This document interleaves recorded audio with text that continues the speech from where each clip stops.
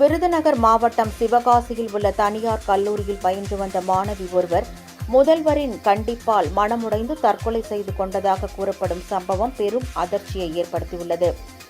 இந்த சம்பவத்திற்கு நீதி கோரியும் கல்லூரி நிர்வாகத்தை கண்டித்தும் மாணவர்கள் கல்லூரி முன்பு போராட்டத்தில் ஈடுபட்டனர்.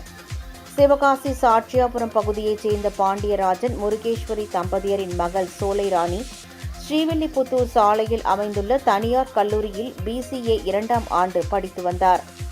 கல்லூரியில் பொங்கல் பண்டிகை கொண்டாட்டத்தின் போது மாணவர்கள் புகைப்படம் எடுத்ததாகவும் அப்போது சோலைராணி தனது ஆண் நண்பருடன் புகைப்படம் எடுத்தது தொடர்பாக கல்லூரி முதல்வர் மாணவியை கண்டித்ததுடன் பெற்றோரை அழைத்து வருமாறு கூறியதாக தெரிகிறது.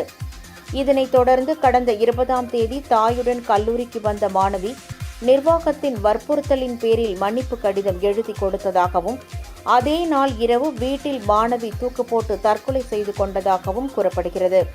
இந்த சம்பவம் குறித்து போலீசார் விசாரணை நடத்தி வருகின்றனர். தஞ்சா கல்லூரியோட போராட்டம் எதற்காக நடக்குன்னா, இந்த கல்லூரியில் ஒரு 1.5 ஆண்டுக்கு முன்னாடி, அதாவது BCA படிக்கிற பொண்ணு அப்படி சொல்லி ஒரு பொண்ணு 1.5 ஆண்டுக்கு முன்னாடி ஒரு பொண்ணை வெளியுள்ள பையனை தான் காதலிச்சுக்கு. வெளியுள்ள பையனை காதலிச்சு வெளியே தான் அவங்க ஃபோட்டோ எடுத்துருக்காங்க. அதை சோசியல் மீடியாவில் போட்டுக்கிறாங்க. அதை இங்கே இருக்க ஒரு பொண்ணும் ஒரு பியூனுக்கு சென்ட் பண்ணியிருக்காங்க, ஷேர் பண்ணியிருக்கிறாங்க. அப்போ ஷேர் பண்ணி அதை ஃபஸ்ட்டு ஷேர் பண்ணி இப்போ சொல்லிட்டு பேசும்போது இது அவங்களோட ப்ரைவசின்னு சொல்லிட்டு விட்டார். அதையும் தாண்டி அந்த பெண்ணை அந்த ஃபோட்டோ பிரின்சிபால்கிட்ட போய் காமிச்சிருக்காங்க. அப்போ அந்த பிரின்சிபால்கிட்ட காட்டும்போது இது 1.5 ஆண்டுக்கு முன்னாடி எடுத்தது, அதை இப்போ நடந்த மாதிரி காமிச்சு பழைய கிரியேஷன் பண்ணியிருக்காங்க. என்னன்னா அந்த பையன் பொங்கலுக்கு உள்ளே ஃபோட்டோ எடுத்த மாதிரி சொல்கிறாங்க. ஆனால் அது எதுவுமே உண்மை கிடையாது. அது 1.5 ஆண்டுக்கு முன்னாடி எடுத்தது. அதே மாதிரி அந்த பையன் பாஸ் அவுட் ஆன பையன், அந்த பையன் காலேஜில் படிக்கலை. அதான் இது அது ரொம்ப முக்கியமான. அதான் அந்த பையன் பாஸ் அவுட் ஆகியிருக்கிறான், அந்த பையன் காலேஜில் இல்லை. அப்போ இது பொய்யான தகவலை கிரியேட் பண்ணி இந்த காலேஜ் அவங்க அம்மாவையும் அந்த பொண்ணையும் வர சொல்லியிருக்காங்க. வர சொல்லி கொஞ்சம் நேரம் அலைய விட்டுருக்காங்க. இங்கே உட்காருங்க, அங்கே உட்காருங்க. காலையில் வந்த பேரண்ட்ஸு 3 மணி வரையா பிரின்சிபலை பார்க்க அனுமதிக்கலை. அதாவது அவங்கள கொஞ்சம் தரங்கிட்ட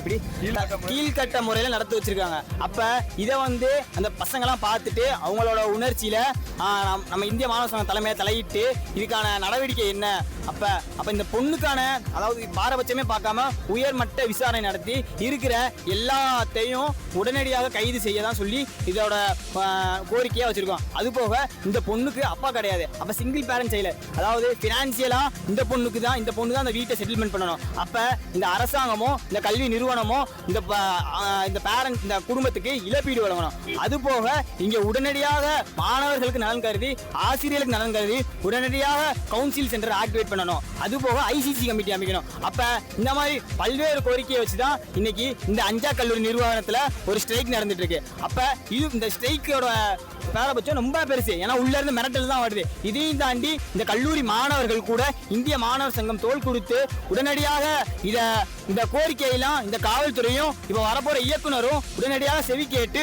உடனடியாக இந்த போராட்டத்தை, அதாவது நாங்கள் முடிக்கிற போராட்டத்தை முடிச்சு வைக்க கையில் நிறுவனம் கையில் இயக்குனர் கையில் தான் இருக்கு. அப்போ உடனடியாக இதெல்லாம் செய்யணும்னு சொல்லி தான் அந்த போராட்டம் நடந்துட்டு இருக்கு.